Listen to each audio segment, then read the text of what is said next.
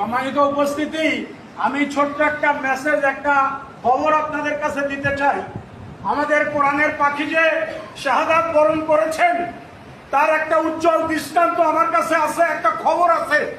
সেটা হলো যে হুজুর যে জেলে ছিলেন, ওই জেলের যিনি সুপার, তিনি আমার দুঃসম্পর্কের এক রিলেটিভ, আমার আত্মীয়।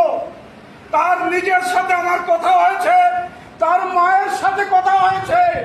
আমাকে তিনি নিজে বলেছেন যে হুজুরকে একটা কাগজ ধরে দেওয়া হয়েছে, তাকে সই করে দেন, হুজুর অসুস্থ, হুজুরকে চিকিৎসার জন্য নিতে হবে।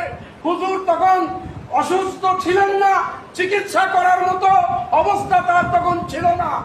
তাকে এই কাগজ তৈরি করে ওখান থেকে বের করে নিয়ে, এরপরে ওই সাথে সাথে তাকে যখন বের করে নেওয়া হয়েছে, তার বিছানা পেটটা গুছানো হয়ে গেছে। এইটা গুছাইছে, গুছানোর পরে ওই ব্যক্তি তার মাকে বলেছে, তার মা আমাকে বলেছেন যে আমার ছেলে বালিশে মুখ গুজে ডুকরে কেঁদেছেন বাইরে এসে, অর্থাৎ হুজুরকে বিদায় দেওয়া হয়েছে চিরজীবনের মতো ওই জেলখানা থেকে। তার মানে পরিকল্পিতভাবে হুজুরকে